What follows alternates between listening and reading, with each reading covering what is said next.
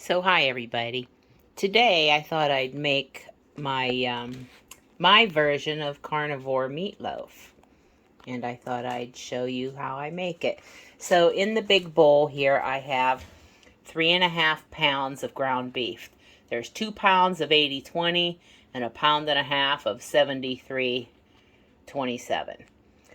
And then I have in here I have 9 slices of thick sliced bacon, and it's fried and cut up in smaller pieces. I have 4 eggs and a cup of ground up pork rinds. And then I have some salt over here, and I'll probably, I don't know, I'll put about a half a teaspoon or so in there when I mix it up. So those are the ingredients. So then I just start adding stuff in, and I scrambled up the eggs a little bit, and I'll mix a little bit in, and then I'll mix more. So I'll just put some of that in, some of the bacon, and I'll put some of this pork rinds in. You know, sort of like that. And then I mix it up a little bit. I just washed my hands, so nobody needs to freak out. And so I just do this, mix it up. I made this last week. I made a short about it. It was really good. So I had some friends and family say, "That looks good. How did you make it?" So I just thought I would make this, show how I make it today. Okay. All right. And then I just put the rest of the stuff in. You know, that's pretty simple, really. Nothing fancy here, you know. Nothing really elaborate or anything like that.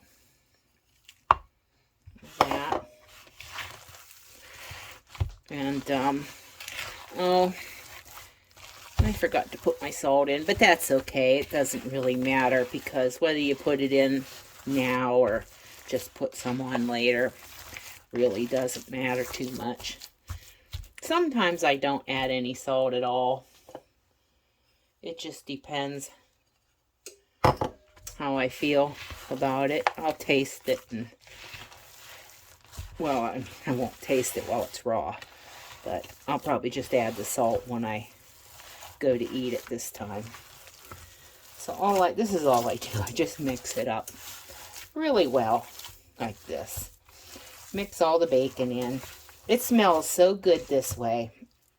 And there's one secret ingredient that I like to put in here that I haven't showed you yet.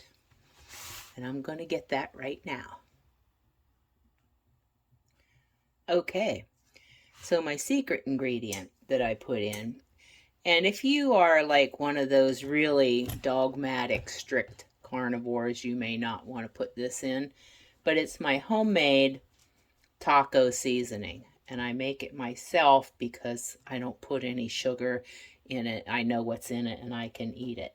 So I just put about a tablespoon in. This is only a half a tablespoon. So I will mix this up, and then I'll put the other half tablespoon in. And it really doesn't make it taste like tacos so much. It just sort of, I don't know, it just sort of enhances the flavors that's already in there. I mean, you can taste the taco seasoning a little bit, but it's not overwhelmingly strong. You know, it doesn't make it really like a Mexican dinner or anything, but it just makes it taste good, I think. It's up to you. You don't really have to put any of that in there if you don't want to. And as far as the seasoning goes, most seasonings don't bother me, so I can use them. I'm just very careful about anything with sweet in it. I leave that out. If there's anything sweet, I won't use it. So, because I tried using some of those alternative sweeteners, you know, like stevia and Swerve, And they taste good enough and everything, but I can't do it because that just makes me want more sweet things. So I decided, oh, a while back to kind of stop things from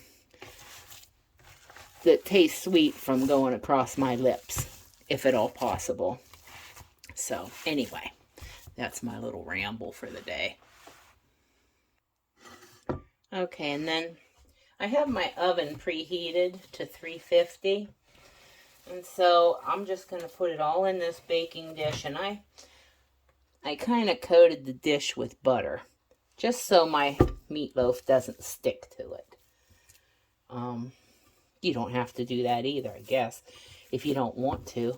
I just do it for, it makes it a little bit easier for the cleanup, you know, and I just kind of, I put it in here and I just sort of smash it down and make it kind of fit to the sides of the pan, because it always shrinks up, you know, as it cooks.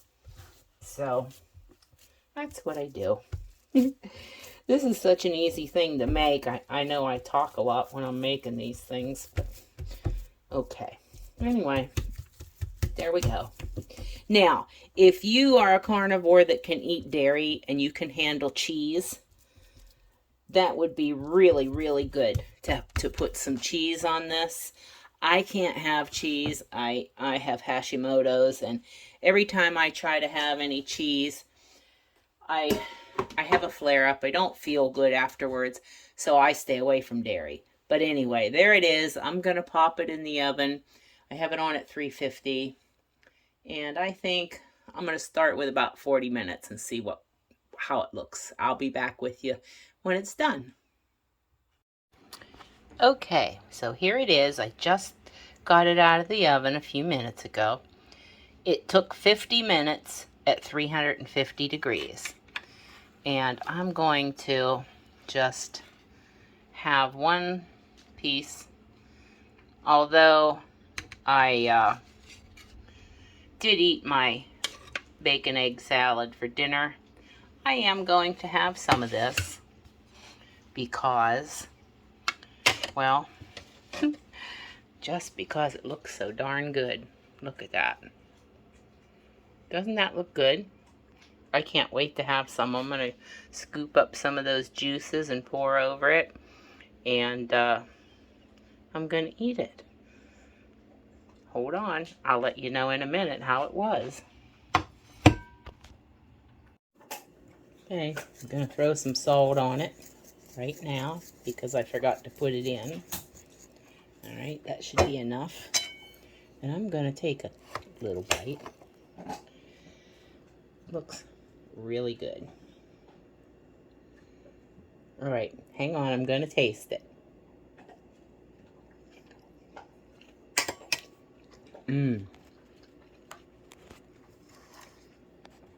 Wow, is that good.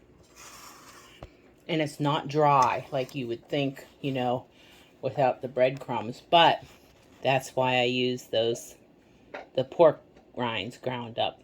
This is really fabulous, and it tastes really, really awesome. So, hope you guys will try some of your own carnivore meatloaf and let me know how it comes out. Thanks for watching. See y'all later. God bless.